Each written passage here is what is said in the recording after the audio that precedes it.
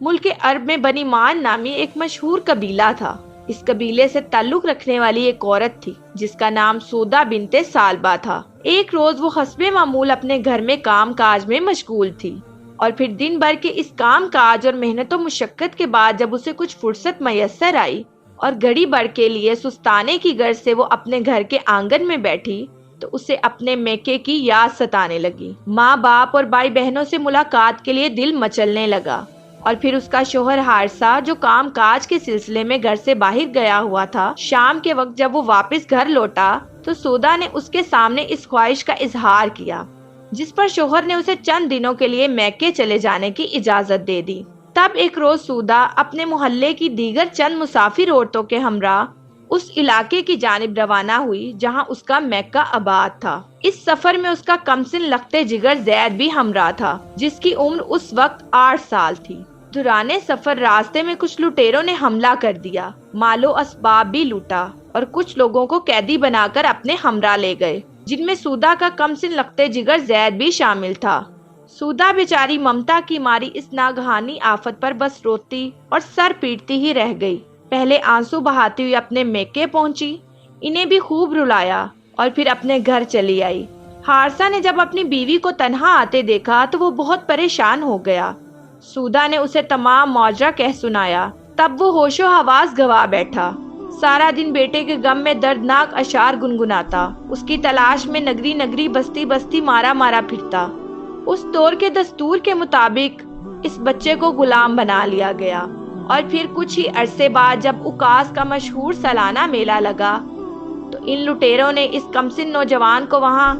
اس میلے میں فروخت کی غرض سے پیش کیا۔ اس وقت اس میلے میں قریش مکہ کے نامور اور خوشحال تاجروں میں سے چند افراد خریداری کی غرض سے وہاں موجود تھے۔ انہی میں سے حکیم بن حزام بن خیلد، ام المومنین حضرت حتیجہ رضی اللہ تعالیٰ عنہ کے بھتیجے نامی تاجر نے اکاس کے اس میلے میں چند کمسن غلام خریدے، جن میں حارثہ اور اس کی بیوی سودا کا یہ گم شدہ نور نظر زید بھی شامل تھا۔ حکیم بن حزام بعد میں مسلمان ہو گئے تھے، لہٰذا رضی اللہ تعالیٰ عنہ ان غلاموں کو ہمراہ لیے ہوئے واپس مکہ پہنچے۔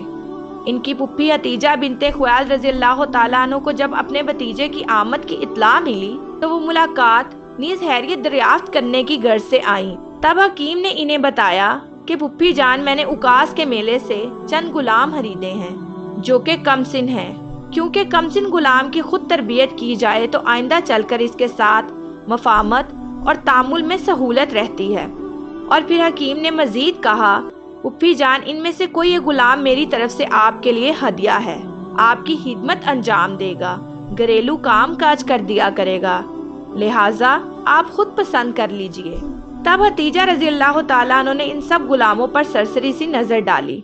تو انہیں زید کی شخصیت اور سراپا میں خاندانی شرافت و نجابت کے آثار نمایاں دکھائی دیے، لہٰذا انہوں نے زید کو پسند کر لیا اور اسے اپنے بھتیجے کی طرف سے بطور ہدیہ قبول کرتے ہوئے اپنے گھر لے آئیں۔ اس کے بعد کچھ عرصہ ہی گزرا تھا کہ حتیجہ رضی اللہ تعالیٰ عنہ کی شادی تمام بنی نوع انسان میں اشرف ترین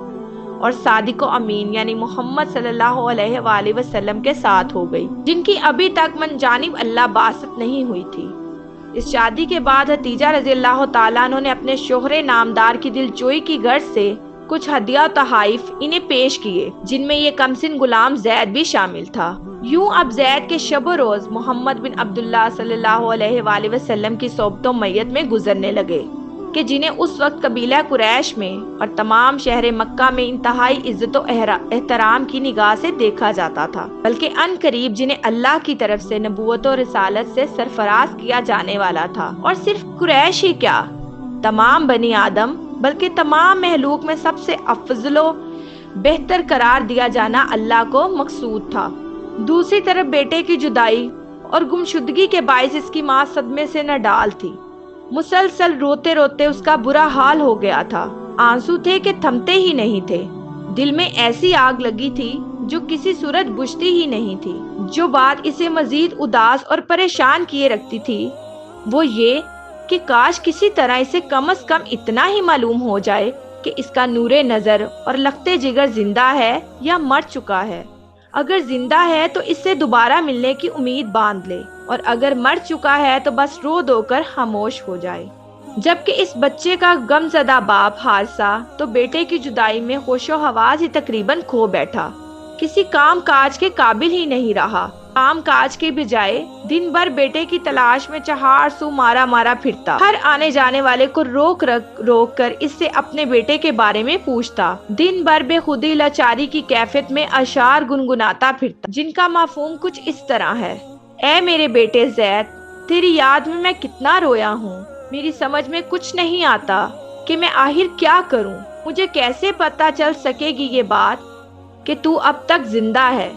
لہٰذا میں تجھ سے دوبارہ ملنے کی امید قائم کر لوں، یا یہ کہ تو اب اس دنیا میں نہیں رہا، لہٰذا میں دل پر پتھر رکھ لوں، تجھے زمین نگل گئی ہے یا آسمان کھا گیا ہے، کیا تجھے موت نے اچک لیا ہے یا ان ظالم پہاڑی راستوں میں تو ہمیشہ کے لیے کہیں کھو گیا ہے۔ ہر صبح طلوع ہوتا ہوا یہ سورج مجھے تیری یاد دلاتا ہے، اور پھر ہر شام غروب ہوتا ہوا یہ سورج مجھے پھر تیری ہی یاد دلاتا ہے، اور تب ڈوبتے ہوئے سورج کے ساتھ میرا دل بھی ڈوبنے لگتا ہے اور مجھے موت اپنی طرف بڑھتی ہوئی محسوس ہونے لگتی ہے۔ میرے معزز سامعین، آپ نے حضرت زید بن حارثہ رضی اللہ تعالیٰ عنہ کے بارے میں سنا۔ میں امید کرتی ہوں کہ میری آج کی ویڈیو آپ کو بہت ہی دلچسپ اور معلوماتی لگی ہوگی، اور اگر آپ ایسے بہت سے اسلامی واقعات سننا چاہتے ہیں تو ہمارے چینل کو لائک، سبسکرائب اور شیئر کرنا مت بھولیں، اور ساتھ ہی ساتھ بیل آئیکن بٹن کو ضرور دبائیں تاکہ ہر آنے والی نئی ویڈیو کا نوٹیفیکیشن آپ کو آپ کی اسکرین پر ملے۔ شکریہ، اللہ حافظ۔